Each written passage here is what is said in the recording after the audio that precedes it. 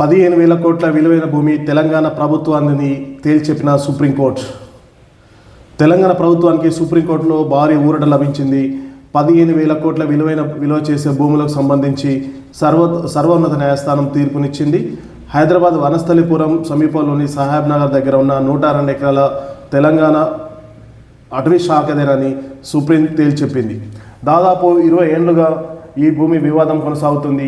ఈ భూమిపై యాజమాన్య హక్కులు కోరుతూ నిజాం, సాలార్జింగ్, నిజాం, మిరాలం వారసులమంటూ పలువురు న్యాయస్థానంలో పిటిషన్లు దాఖలు చేశారు.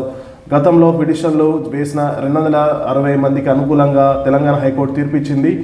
ఈ హైకోర్టు తీర్పును రాష్ట్ర ప్రభుత్వం సుప్రీంకోర్టులో అప్పీల్ చేసింది. సుదీర్ఘ విచారణ అనంతరం జస్టిస్ పంకజ్ మిత్తల్, జస్టిస్ బట్టీల ధర్మాసనం ఇది పూర్తిగా అటవీ శాఖ భూమి అని తెలంగాణ రాష్ట్ర ప్రభుత్వానికి పూర్తి హక్కులు కల్పిస్తూ తీర్పునిచ్చింది.